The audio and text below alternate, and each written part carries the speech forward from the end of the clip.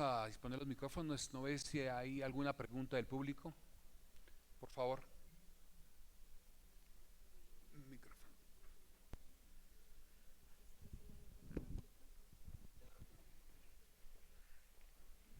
Quiero felicitar el trabajo que ha hecho la Sociedad de Cardiología con relación a falla cardíaca. Es un trabajo que se ha venido produciendo en los últimos 10 años con evidentes resultados. Me preocupan dos aspectos importantes en los cuales nosotros hemos tenido problemas y yo creo que la sociedad es una de las instituciones que puede presionar para que esto mejore y el primero es el entendimiento de las EPS del manejo de la falla cardíaca. La gran mayoría de las EPS tienen subcontratados sus servicios de consulta externa y la falla cardíaca la manejan médicos generales con un internista que pasa de consultorio en consultorio reajustando la formulación o con un cardiólogo. Todos somos conscientes de la dificultad de consulta externa de cardiología en el país. Y entonces cuando uno les ofrece un servicio de falla cardíaca estructurado y organizado, piensan que están pagando doble lo que ya están haciendo. Entonces no quieren referir los pacientes a ninguna clínica de falla cardíaca porque piensan que ya contrataron ese servicio y ya lo pagaron y no tienen por qué pagar doble y no son conscientes de la diferencia en el manejo y en resultados y en pronóstico cuando se manejan por personas competentes que cuando se manejan con personas que tienen un conocimiento parcial del tema.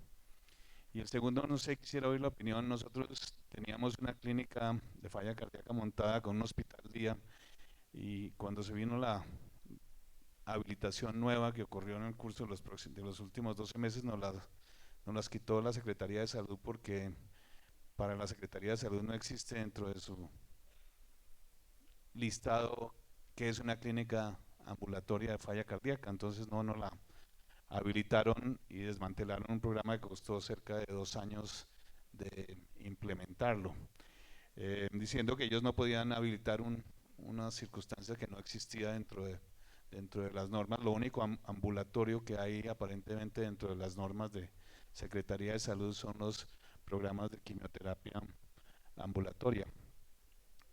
Entonces quisiera ver pues, la opinión de los distintos grupos de fallas si tuvieron algo parecido o si fue simplemente una circunstancia regional y cómo van planeado para cambiar esa posición de las EPS y lograr que la falla cardíaca la manejen especialistas que conocen el tema.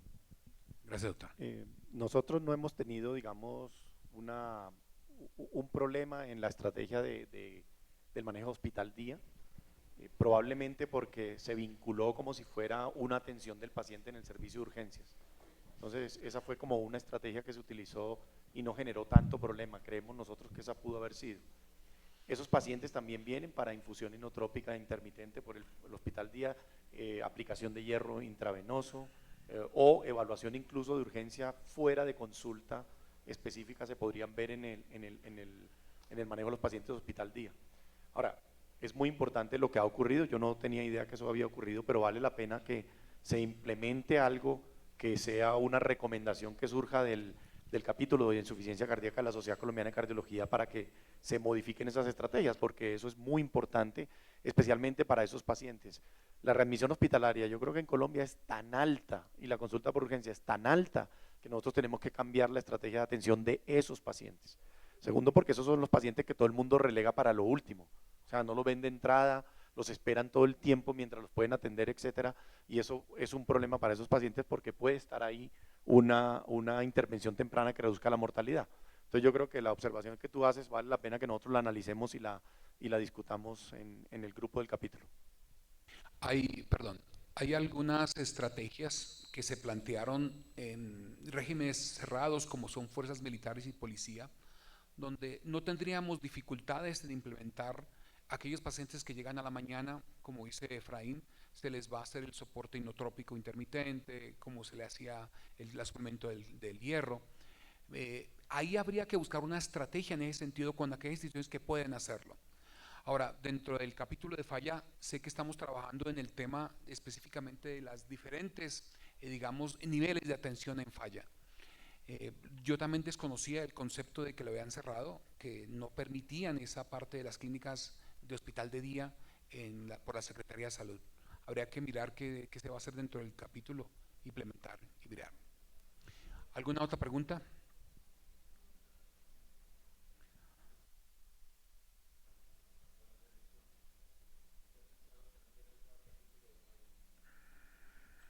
Para remisión.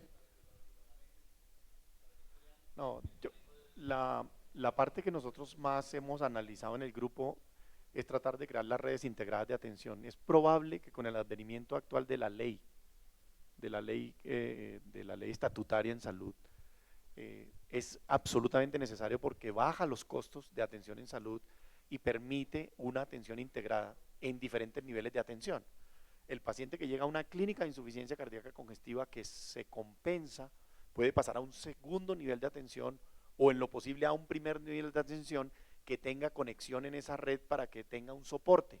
Porque el que está en primer nivel de atención, el problema que tiene es que empieza a modificar los tratamientos de los pacientes porque desconoce la indicación y la dosis de los pacientes. Y lo primero que nosotros vemos es reducción de dosis de medicamentos o quitan medicamentos de insuficiencia cardíaca congestiva porque tú no sufres de la presión, porque estás tomando un inhibidor de la ECA, cosas como esa. Entonces, eso es un problema, primero, que compete a la parte de educación en salud, en los diferentes niveles de atención, porque la insuficiencia cardíaca congestiva tiene que ser un nivel de atención integrado que incluya a la atención primaria, porque si eso no es así, los pacientes van a llegar a lo que hemos conocido como el abismo. El paciente se compensa en una clínica de insuficiencia cardíaca y termina en el abismo completamente porque nadie le va a hacer un tratamiento acorde al manejo de las guías y ni siquiera mucho menos que le titulen el medicamento. Entonces, la forma que nosotros creemos, o como la hemos visto y la hemos analizado en el grupo, es tratar de organizar redes integradas de salud, que para allá van la mayoría de los sistemas de atención si se quiere bajar el costo. Y yo te complemento un poquito, acaban de publicarse las guías del ministerio, se hicieron en colaboración con el capítulo de Falla, y el grupo multidisciplinario, o sea, manejar pacientes en grupos multidisciplinarios, se colocó como una evidencia fuerte. Son las guías nacionales, son las guías del ministerio. O sea, hoy nosotros, por ejemplo, en nuestra clínica de falla cardíaca no hablamos de remisión a cardiología, no estamos pidiendo cardiólogo. Una clínica de insuficiencia cardíaca y el paciente debe ser manejado en una clínica de insuficiencia cardíaca. No podemos decir nosotros, de hecho tenemos una lista de todas las nacionales para que el paciente pueda ser remitido a cualquiera de esas, pero no se puede seguir confundiendo atención especializada por un cardiólogo bueno, no importa, si versus un grupo de insuficiencia cardíaca, porque es absolutamente otra cosa y lo que tiene que cambiar es el nombre, no puede haber opciones. Y hoy la guía del ministerio claramente habla de una evidencia fuerte para manejo multidisciplinario, no una consulta con un cardiólogo y formular solamente medicación. Y yo creo que desde ahí podemos empezar a construir, ya que está en la guía nacional, diciendo esto está en la guía. No me mandes al paciente donde un cardiólogo, son espectaculares, pero es desde mi punto de vista lo menos importante. La coordinadora, la enfermera y el seguimiento ambulatorio es mucho más sólido.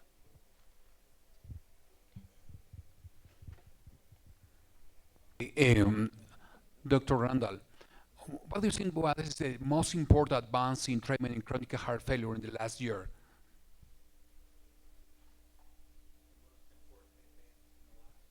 Yeah.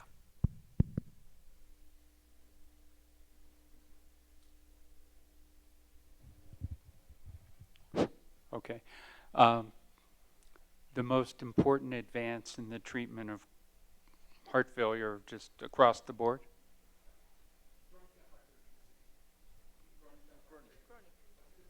Advance. So I believe that the potential impact of the new neprilysin inhibitor medication is very large, and that this drug, based on the data that we have now, which was primarily in what I would call low-risk patients, New York Heart Association functional class 2 and 3, with very good blood pressure, systolic blood pressure average of 120, able to reduce mortality and readmissions by 20% on top of guideline-directed medical therapy. And how much this will retard progression over a longer period of time remains to be seen. Secondly, this drug, as we heard today, is being tested in heart failure with preserved ejection fraction. We have no effective therapies for that particular disease.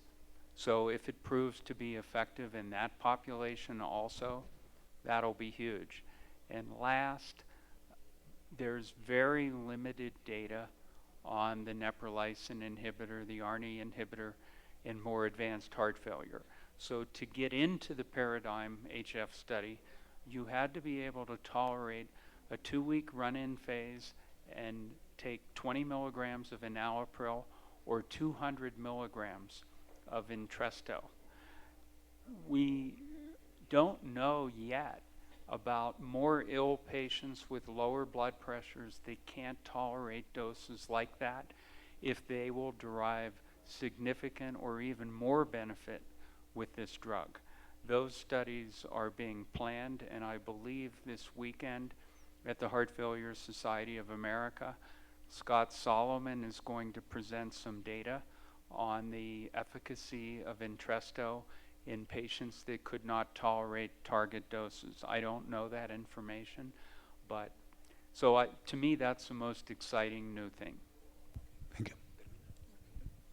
Bueno, para concluir, yo tenía un comentario en relación a lo que hablábamos de las clínicas de falla y algo importante, un elemento que nos va a potenciar o a reforzar mejor el concepto de pues, el incuestionable beneficio de las clínicas es el hecho de poder registrar los pacientes y caracterizar de una forma adecuada el grado o el tipo de población que nosotros tenemos, definiendo exactamente la población a riesgo, teniendo en cuenta toda la comorbilidad, tratando de caracterizar nuestra población incluso desde nuestro entorno, pero más adelante con los registros nacionales que pues ya están en marcha también desde la sociedad.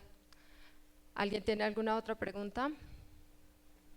Damos por terminado este segmento. Muchas gracias.